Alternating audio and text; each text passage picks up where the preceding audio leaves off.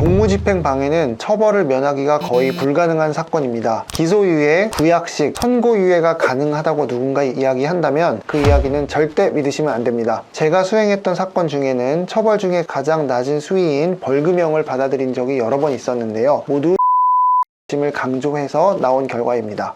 안녕하세요. 검사 출신 최용희 변호사입니다. 공무집행방해의 가장 흔한 유형은 술에 취한 상태에서 경찰관을 폭행하거나 욕설을 하는 경우입니다. 대부분 술을 마시고 일어나기 때문에 다음날 일어나면 잘 기억이 나지 않고, 놀라운 것은 다음날 유치장에 수갑에 채워져 있는 자신의 모습을 발견하게 됩니다. 술 먹고 일어나는 사건 중 음주운전과 공무집행방해는 가장 흔한 것 중에 하나입니다. 많은 분들의 잘못된 상식 중에 하나는 경찰관을 꼭 세게 때려야 공무집행방해죄가 성립한다고 생각하고, 또 경찰관으로부터 내가 과잉 진압을 당해서 내가 피해자라고 생각한다는 점입니다. 그러나 경찰관을 아무리 살짝 밀치거나 가벼운 욕설을 한다 하더라도 여전히 공무집행방해죄는 성립한다는 점을 기억하셨으면 좋겠습니다. 공무집행방해죄에 연루된 분들이 하시는 가장 흔한 변명은 기억나지 않는다, 그냥 거친 말 한두 마디 한 게 전부다, 세게 때린 것도 아니고 살짝 밀친 거에 불과하다, 오히려 경찰이 나를 바닥에 눕히고 과잉 진압했다, 이런 변명인데, 이런 술 처먹고 한 변명들은 그 누구도 들어주지 않고 믿어주지도 않습니다. 이렇게 설명을 드리면 뭐 그 정도 갖고 그러냐, 뭐 별것도 아닌데, 이렇게 말을 하지만 제가 검사로 일할 때 공무집행방해의 피해를 본 경찰관 분들을 직접 만나서 이야기를 들어본 적이 있는데, 이분들이 느끼는 모욕감과 모멸감은 생각보다 매우 큽니다. 공무집행방해의 당사자들은 또 대부분 취한 사람이다 보니 술 취한 사람을 상대하는 것이 사실 보통 힘든 일이 아니고, 경찰관을 비하하는 단어도 서슴지 않게 사용을 하고, 또 심지어 경찰관의 몸에 손까지 대는 일이 많다 보니 이분들이 느끼는 모욕감은 매우 클 수밖에 없습니다. 공무집행방해죄는 마땅히 처벌이 무거워야만 합니다. 왜냐하면 술 취한 사람에게 불필요하게 공권력이 투입되었기 때문에, 이로 인해서 경찰의 인력이 절실하게 필요한 곳에 쓰이지 못했기 때문에 공무집행방해로 인한 피해는 생각보다 크다는 점을 아셔야 합니다. 또한 공무집행방해 사건은 대부분 적용되는 죄가 공무집행방해죄 하나에 그치지 않습니다. 예를 들어서 술 먹고 식당에서 난동을 피우다 경찰이 출동했다고 할 경우에는 일단 업무방해죄가 성립할 수 있고, 그 과정에서 식당 주인이나 다른 손님을 때렸다 그러면 폭력범죄, 거기에는 기물을 파손했다 그러면 재물손괴죄가 성립할 수 있고, 출동한 경찰관을 폭행했다 그럼 공무집행방해죄, 경우에 따라서는 경찰관 개인에 대한 명예훼손죄나 모욕죄가 성립할 수도 있고, 차량으로 연행을 하는 과정에서 자동차를 발로 걷어 찼다 그러면 공용물건 손상죄, 경찰이 서명하라고 서류를 줬는데 이걸 함부로 찢어버렸다 그럼 공용서류 무효죄, 이와 같이 매우 다양한 범죄가 성립하기 때문에 공무집행방해 사건은 한번 연루가 되면 처벌이 매우 셀 수밖에 없습니다.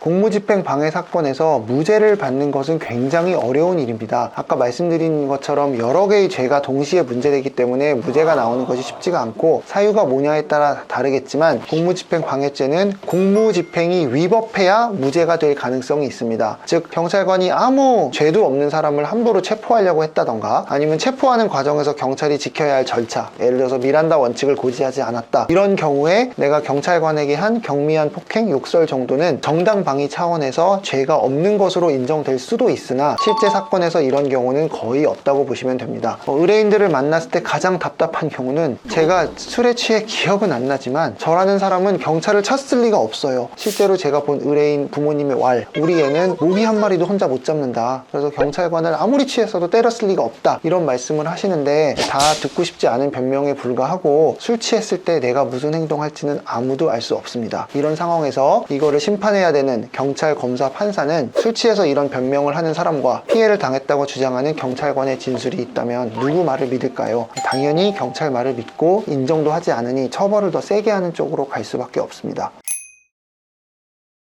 공무집행방해 사건에서 선처 받을 수 있습니다. 그러나 여기서 선처의 의미를 한번 짚고 넘어갈 필요는 있는데, 선처는 처벌을 안 받는 것만이 선처가 아니라 처벌을 가볍게 받는 것도 선처입니다. 따라서 처벌을 안 받게 되는 기소유예나 사실상 처벌을 안 받는 것과 유사한 선고유예, 이런 것들은 머릿속에서 완전히 지우시기를 바랍니다. 솔직히 말씀드려서 제가 했던 사건 중에도 이렇게 가볍게 끝난 경우도 없진 않습니다. 그러나 이것은 매우 예외적인 경우에 해당하기 때문에 언급조차 하지 않겠습니다. 누군가가 기소유예, 선고유예, 구약식 이런 얘기를 하면 제발 믿고 걸으시기를 바랍니다. 공무집행 방해 사건에서 최대한의 선처를 이끌어내기 위해서는 일단 공무집행 방해 사건의 특징을 알 필요가 있습니다. 첫 번째는 공무집행 방해 사건의 피해자는 국가이고 보다 구체적으로는 국가가 행사하는 공권력입니다. 그렇기 때문에 사안이 매우 중하고 강력한 처벌로 이어질 수밖에 없고 피해자가 국가이다 보니 합의할 수 없는 것이 원칙입니다. 두 번째는 공무집행 방해 과정에서 경찰관 개인에 대한 명예훼손죄나 모욕죄가 성립할 수 있고 여기서의 피해자는 경찰관 개인인 것은 맞지만 경찰은 내부 지침에 따라 합의를 해줄 수 없는 것이 원칙입니다. 그러나 실무에서는 드물지만 경찰관이 개인적으로 합의를 해주는 경우도 있고 민사소송을 걸어오는 경우도 있습니다. 그리고 재판 단계에서는 합의가 안 됐다면 또는 합의를 할 수 없기 때문에 공탁을 해야 되는 경우가 있습니다. 이런 경우 내가 어떤 방향으로 가야 할지는 사안에 따라 변수가 너무 많기 때문에 꼭 변호사를 찾아가셔서 상담 받으시기 바랍니다. 다만 절대 하지 말아야 될 건 다음날 술 깨고 정신 차려보니 처벌받을까봐 겁나서 무작정 경찰관부터 찾아가서 용서해달라고 하고 합의해달라고 하는 것입니다. 이렇게 하는 것이 오히려 독이 되는 경우도 있으니 어떤 행동을 하기 전에 먼저 전문가와 상의하시기 바랍니다. 세 번째는 경찰은 구속을 하기 위해서 구속영장을 신청하는 경우가 매우 많고 검사님은 예외 없이 구속영장을 청구하게 되어 있습니다. 경찰이 구속을 하려면 검사와 판사를 거쳐야 되고 이때 경찰이 검사한테 제출하는 게 구속영장 신청서이고 검사가 법원에 구속영장을 발부해 주세요 라고 제출하는 서류가 구속영장 청구서인데 경찰이 구속을 하겠다고 마음먹고 구속영장을 신청하면 검사님들은 내부 규정에 의해서 구속영장을 무조건 청구하게 되어 있습니다. 이 말은 공무집행 방해 사건은 경찰관의 의지에 따라서는 구속될 가능성도 매우 높다는 뜻입니다. 네 번째는 검사들은 공무집행 방해 사건을 예외 없이 구공판한다는 점입니다. 검사가 재판에 사건을 넘기는 것을 기소라고 하는데 기소에는 두 가지가 있습니다. 재판 받지 않고 법원 안 가고 판사 얼굴 보지 않고 돈만 내고 끝나는, 즉 벌금 내고 끝나는 구약식이 있고 법원에 가서 엄숙한 법정에서 판사 얼굴 보고 재판받는 구공판이 있습니다. 공무집행 방해 사건은 예외 없이 모두 구공판을 한다는 의미는 검사는 법정에서 실형, 즉 징역형을 구형한다는 의미입니다. 이 말은 사안이 얼마나 중한지를 말해주고 공무집행 방해 사건의 구속 필요성을 이야기해주는 것입니다. 물론 법원에서 판사가 어떻게 결정할지는 지켜봐야겠지만 실제로 법원에서도